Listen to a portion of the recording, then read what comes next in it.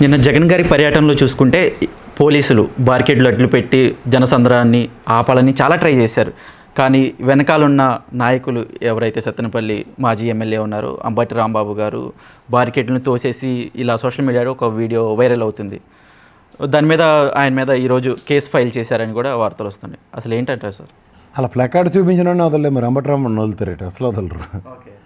వాళ్ళు మొత్తం setup people ఎవరైతే ప్రెస్ మీట్లు పెట్టి వాయిస్ ఇస్తున్నారో వాళ్ళందరినీ నిలువరించడానికి, అరెస్టులు చేయడానికి ఓ బృహత్తర కార్యక్రమం నడుస్తుంది. అందులో అంబటి రాంబాబు ఆయన చాలాసార్లు చెప్పాడు కూడా, మీరు ఎప్పుడు చెప్తే నేను బట్టలు కూడా సర్దుకొని రెడీగా ఉన్నాను వచ్చేస్తానని. వాళ్ళే ఇప్పుడు నియంత్రిస్తే నియంత్రించబడే వాళ్ళు కాదు వాళ్ళు. ఓకే, బార్కేడ్లు నన్ను పెట్టింది ఆ రూట్లోకి వెళ్ళొద్దనో వెళ్ళకొనివ్వకూడదనో కాదు కదా. ప్రయత్నిస్తున్నప్పుడు అంతమంది ఉన్నప్పుడు అనవసరంగా దాన్ని ఇష్యూని ఫ్లేరప్ చేయకుండా పక్క తీస్తే వెళ్ళిపోతే అయిపోద్ది అన్న దగ్గర కొంచెం ఓవర్ ఎంతూజియాజం చూపించాడు. ఇప్పుడు ఎక్కడ లేనిది అక్కడ ఆ పాయింట్ ఒక దగ్గర అంబటి రాంబాబు ఉన్న దగ్గర అన్న దగ్గర మిగిలిన అందరూ ఎలా వెళ్ళారో తెలుసు కదా. నియంత్రిస్తే నియంత్రించబడడానికి మాప్ అండి అది. ఒకళ్ళిద్దరైతే మీరు ఏదో నియంత్రించవచ్చు. అటప్పుడు మీకు అంత ఇది ఉన్నప్పుడు అంబటి రాంబాబుని హౌస్ అరెస్ట్ చేయవలసింది. అవును, చేయాల్సింది. అవన్నీ వదిలేసి ఏదో విధంగా ఒక ఫ్రిక్షన్ క్రియేట్ చేసి దాంట్లోంచి ఒక అవుట్కమ్ డెరైవ్ అవుదాం అన్న కాన్సెప్ట్ మీరు డ్రైవ్ అవుతావు. అంబటి రాంబాబుని బయటకు వదిలేరంటే ఆయనతో వచ్చిన కేడర్ని ఆయన కాపాడుకోవడానికి వెళ్తాడు కదా. అలా అప్పుడు అడ్డు పెట్టారు. అప్పుడు ఆయన ఖచ్చితంగా వాళ్ళకి హీరోయే కదా, ఆయన వెనకాల వచ్చిన కేడర్కి. సో హీరో ఏం చేస్తాడు? వీళ్ళని ముద్దెట్టుకుంటాడు ఏంటి? లేదా బ్యారికేడ్లు అడ్డు పెడతారు, గేట్లు కెబుక్కుమని తన్నేళ్ళడు, లారీలతో గుద్దించాలడు.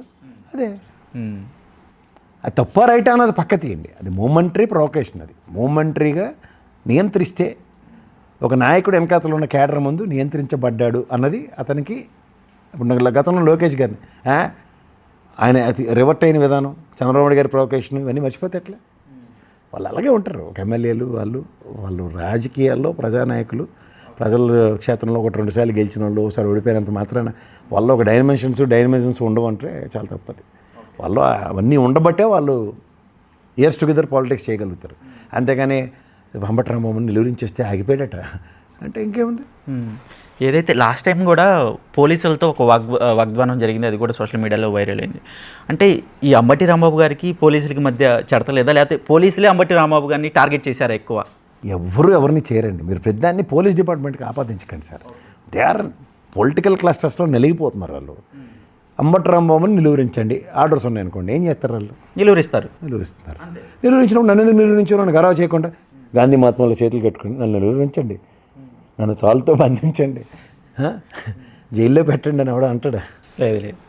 ప్రాథమిక హక్కులకి భంగం కలిగిస్తే ఎవడో ఊరుకోడండి. ఇప్పుడు అంబటి రాంబాబుని ఎక్కడ కలెక్టరేట్లోకి నలుగురు కాకుండా ఇంకా ఎక్కువ మంది వెళ్తే నిలువరిస్తే రైట్. ఆయన ఇంటి దగ్గర బయటకు వస్తే నలుగురు కన్నా ఎక్కువ ఉన్నారని నిలువరిస్తే అక్కడ ఆ కాంటెస్ట్లో అక్కడ తిరగబడు. మీరు ఈ తపేలా ఛానల్ చూస్తే బుర్ర పాడైపోద్ది. ఎందుకంటే వాళ్ళు ఆ బ్రహ్మానందంగా ముందే కథ రాసుకుని రెడీగా ఉంటారు. వాళ్ళు సాయంత్రం స్క్రిప్ట్ రెడీ సార్ అని, దానితో నెల విద్వాంసులు ముసలాళ్ళు వస్తారు. ఇంక అంతలేని కాదు, జయప్రదలాగా బాబు గారికి అంత కష్టం పెట్టారని ఈ లీడ్ చేస్తూనే ఉంటారు అక్కడ కూర్చొని. సో అలాంటి మనతో కాదు. ఇప్పుడు వాస్తవానికి ఏంటంటే మనం ఇందులో క్రెడెన్షియల్స్ ఆలోచిద్దాం. అతను కలెక్టర్ ఆఫీస్ దగ్గర పని చేస్తే తప్పు అన్నది ఇది కథ రాశాడు. దానికి అంబటి రాంబాబు రియాక్షన్ ప్రజలకు చూపిస్తూ ఇది కలెక్టర్ ఆఫీస్ దగ్గర జరిగిందంటే ఎవడుకుంటాడు? ఓకే, అది అక్కడ నెరేటివ్. ఇక్కడ ఇంతమంది కనబడుతుంటే ఇంకా ఆపడానికి ప్రయత్నిస్తే వెళ్తున్నారు కదా అందరూ, మా ముందు వాళ్ళు వెళ్ళారు, తర్వాత వెళ్ళారు, నన్నే ఎందుకు స్పెసిఫికేషన్ అన్నప్పుడు బ్యారికేడ్లు అప్పుడు తీస్తే అన్న కోణాల్లో చూస్తే బాగుంటుంది. అంతేకాని అంబటి రాంబాబు బ్యారికేడ్లు ఎరగొట్టాడట, బ్యారికేడ్ ఎత్తేసాడు అంటే అవన్నీ తప్పే. అసలు అంబటి రాంబాబు గారిని దీనికన్నా ముందు ఆయన హౌస్ అరెస్ట్ చేస్తే అప్పుడు రైట్ అని చెప్తాను నేను. ఇంకా న్యూస్ వైరల్ అయ్యింది కదా సార్, అలా అయితే అది తర్వాత విషయం అండి. లా అండ్ ఆర్డర్ నువ్వు ప్రొటెక్ట్ చేయాలంటే ముందు హౌస్ అరెస్ట్ చేయి. ఓకే, అప్పుడు మాట్లాడు. హౌస్ అరెస్ట్ కాకుండా అక్కడ దాకా వదిలి ఈ బార్కేడ్లు అడ్డు పెట్టారు ఆయన ఖచ్చితంగా బాహుబలి అవుతాడు. అవునవును, ఆఫ్కోర్స్లీ ఇప్పుడు అదే వైరల్ అవుతుంది, అందుకనే వైరల్ అయింది అది. అంబటి రాంబాబు గారిని ఎందుకు సత్తెనపల్లి నియోజకవర్గ ఇన్ఛార్జ్ నుంచి తప్పించారంటారు? కర్నూలు సభకు 100 కారణాలు ఉంటాయి. తప్పించవచ్చు. ఇప్పుడు ఒక పార్టీ అధినాయకుడు ఆయన సత్తెనపల్లిలో నన్ను ఇన్ఛార్జిని తప్పించారని నేను వెళ్ళడం మానేశాడు. లేకపోతే ఇదే ఆయన ఎవరు నాగమల్లేశ్వరరావు గారు చనిపోయినప్పుడు హాస్పిటల్కి వెళ్ళి పరామర్శించకుండా ఉండిపోయాడా? మరి సరే జరుగుతున్నవి గమనించండి. మనం ఒక పార్టీ కొన్ని నిర్ణయాలు ఉంటాయి, కొన్ని ఈక్వేషన్స్ ఉంటాయి. అంటే ఒక వ్యూహంతోనే వెళ్ళారంటారా ఆ విషయంలో? ఎవరు వ్యూహం? ఈ కొత్తగా జగన్మోహన్ రెడ్డి గారు నిద్ర లేచారు, సత్యనపల్లి వెళ్ళిపోతున్నారు, నామమల్లేశ్వరరావు గారు విగ్రహావిష్కరణకి వెళ్తున్నారని ఏమైనా ప్రోగ్రాం అప్పటికప్పుడు డిసైడ్ అయినా ముందు నుంచే ఉందా?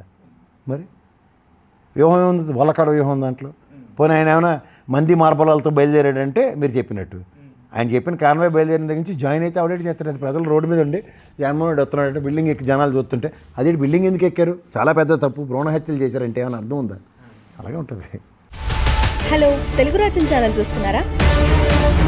సామాజిక రాజకీయ జీవన చిత్రణే తెలుగు రాజ్యం. అతిశయోక్తులు అసత్యాలు ఉండవు.